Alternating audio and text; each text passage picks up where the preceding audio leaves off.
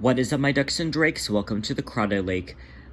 This is Chapter 6 of The Awful Battle of the Pekes and What's Possible by me. If you'd like to read the fic on AO3, Wattpad, or fanfiction.net, you could do so with the links in the description below. If you would like to submit a future fic for me to read, you could be the author or someone else could be the author. It could be from basically any fandom. You could do so with the Google form in the description below. And with that, here is Chapter 6, Going Uphill. Munkustrap woke back up, and it didn't seem like the sun had moved much in the sky. He turned over, and both Tugger and Mistopheles were gone, probably to go sleep in one of their own dens. Monk's body ached, and he saw a lot of bruising, probably from the fight the previous night. But at least no one else got hurt. It was embarrassing that he was knocked out like that. Couldn't protect his tribe and failed so hard.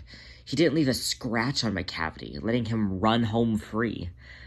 Monk stood up, walking himself over to the entrance of the junkyard. He yanked himself onto the lofty brick gate board and started walking it, patrolling and scanning the area for any sign of McCavity or his hench cats. Even a paw print could be enough to help, but McCavity isn't the hidden paw on accident. He's very good at covering his tracks. Monk thought first. For the first time since he became protector, going to his father for information. Just the possibility. Just ask him where the hench cats took him, and if they revealed anything of what they would do to him. He wanted to make sure they had a plan if they chose to catnap a cat like Misto, and couldn't use magic to get them back. Who could they send out to retrieve them? Monk took a second to think of all the cats with magic in the tribe. Old Deuteronomy, Mistopheles, young Jemima. He couldn't forgive himself if anything happened to such a young, sweet kit. Monk went to lick his paw, but he winced in pain as he discovered how badly it stung. He looked down, his paws slightly shaking. He saw claw marks slashed in the middle of his paw pads, slashes identical to the ones that covered his body. The ones that he had got from McCavity.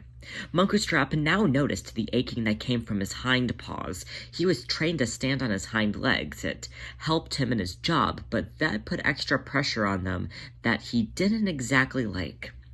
But that's just the proof he needed to get back on his job. McCavity is still out there. He was unsuccessful in taking his father, and technically didn't win the fight. He was going to come back, and it was just a matter of time. It was Munkustrap's job to make sure everyone was safe, and that is exactly what he planned to do. All the other cats were taking a well-earned, well-needed rest after the all-nighter they pulled. It couldn't be any later than noon. Most cats don't wake up until the morning following the ball because of how tiresome it is. So he won't have to worry about talking to any other cat until the following day. For the rest of the daylight, Monk paced the wall of the junkyard, guarding it with his life. By that night, he had grown tired, but with every small movement or any echoed noise, he'd be flinched awake by the fear that McCavity was coming to hurt his family. Munkustrap examined the texture of the dirt, each small speckle of it, in any hopes of finding track coverings. He kept note of the trees by the junkyard being easy entrances, hiding the villain, but he could still find no evidence of McCavity. As night crept upon Munkustrap, he only saw the visions of the night before, the junkyard being illuminated by the Jellicle moon, the business that washed over the tribe, the aftermath of all the pain, seeing shadows roll in the dark, passing cars, creating stretching silhouettes onto the walls, street lamps buzzing with surrounding flies and moths. Every little movement made Monk jump high into the air. He only felt the reality of the situation when his feet landed back on the ground, shaking his bones and clearing his head. Dazed by the vibrating that rang in his consciousness, it wasn't long until morning made its return. The pitter-patter of paws on the dirt below him, and the high-pitched squeals of kittens. Finally energized since the ball, made the junkyard feel whole again. Looking down, he saw Jemima walking into the Jenny Anydots medical hut for another day of learning. One day, Monk was going to have a kitten like her, and they grow up to be a wonder to the tribe. He just had to make sure there was still a tribe there by the time he was able to have kittens. Munkustrap's ear twitched as a scraping was heard from behind him. He swiftly turned, making a beeline for the edge of the wall. He was ready to pounce at anything ready to hurt him or the tribe. But instead, it was Tugger. Monk watched in flat-lined annoyance as his younger brother pulled himself onto the edge next to him. Yeah, bro, you could have lent a helping paw. It's not easy to climb when I got my claws done. Rum-Tum Tugger looked at Munkustrap with a cheeky smirk, letting his eyes narrow in a knowing coolness. Monk was having none of it. Exhausted and on edge, he turned from his brother and continued his patrol on the wall. He didn't find it helpful to waste a word on Tugger, especially when he would never listen. Ugh! Come on, bro, you look exhausted. How long have you been up here anyway? Tugger trotted behind the older cat, who still kept his eyes focused on the horizon beyond the junkyard. He doesn't strike in broad daylight. This should be the time you use to come hang with us. Monk was getting ever more annoyed, the crease between his eyebrows growing deeper as his chest pushed out in an enlarged breath. Tugger was getting restless. Come on, you know all of this. It's just McCavity. Monk snapped, turning his entire body to Tugger, pointing a sharp claw to the younger Tom's face. Just McCavity? Just McCavity? You mean just the McCavity that has broken every law? Just the McCavity that stole our father? Just the McCavity who turned all of us into not moving? The McCavity that catnapped my wife and used her for months, making her lose herself and her happiness? Monk stopped for a second, not blinking, using his eyes as lasers into Tugger's soul. Tugger stood there speechless, frozen by his brother's sudden outburst. Monk huffed, turning back away from Tugger to keep watch. Just McCavity. You really are ignorant. Tugger zoomed to catch up to Monk, who was already a couple yards from him.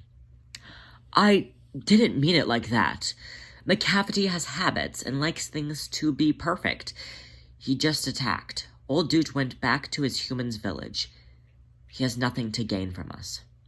Monk refused to meet Tugger's eyes. He didn't. But he does now. You put your little boyfriend on display. He has the most powerful magic I've seen from a kitten.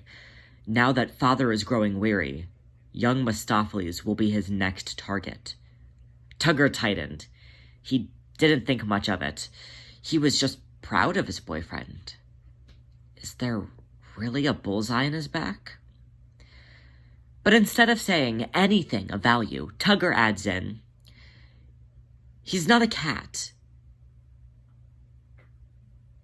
Or at least, he's not a kitten, and shouldn't be thought of as such. Of course he's a cat. Munkustrap groans. Well, he's not a full-grown cat yet. He's a growing kitten. He won't be a kitten till his first birthday. He just got all of his adult teeth. I can't let a kit, or anyone for that matter, be swept away by McCavity. Tugger grew irritated and let his worry for his partner take over his cool persona. If anyone is going to protect Misto, it's going to be me. I won't let anyone lay a paw on him. We spend all of our days with each other. I was literally on my way to his den. You don't need to worry about him. That's my job. Munkustrap didn't know what else to say, so he continued to stare as if Tugger wasn't there. Tugger deflated, moving closer to Monk, brushing their paws. I get it.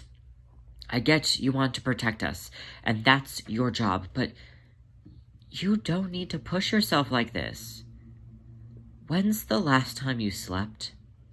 Monk turned, facing away from his brother and taking slow steps in his route. You should know. You were there. Tugger's eyes shook with a concerned urgency. Monk, You were only in that spot for like an hour. Have you really only slept an hour since the ball? Munkustrap shook his head, and Tugger tilted his head in confusion, his tail wiggling freely. I didn't sleep the night before the ball either. I had things to do. Tugger jumped, all of the air in him circling to his chest, causing it to puff out. So, you've slept 30 minutes in 4 days? No, I won't let that slide. And what are you going to do about it? I'm stronger and smarter than you. Maybe you are. But the moment I tell Jenny Anydots and Jelly Lorem you've been up, they'll strap your limbs down to a bed so fast. And Munkustrap knew that Rum Tum Tugger was right. He took a deep breath, feeling the weight of his body sag as he exhaled out the headache that he's been acquiring. Yeah, I'll be down in a little bit then. Tugger felt the softness in Monk's voice shiver up his spine and ring through his ears. It didn't boom like it did at the ball. It rang out in a tone that could only be achieved high in the mountains. This was how he knew it was about more than just Macavity. The tickling sound left him feeling a gutted sorrow for Monk. But he knew he needed the space, so he just nodded and scaled down the wall. Munkustrap did not climb down that night. Thank you so much for listening. I appreciate the support. Like I said, all of the things to do all of the things interact with all of the things are in the description below. Nothing's new. That's been down there for years. But if we're just talking about the story for a few weeks now, honestly, I am very excited to be reading the story. We're halfway through. Thank you so much for listening, and much like Tugger trying to get Munkustrap to go to sleep, do your best.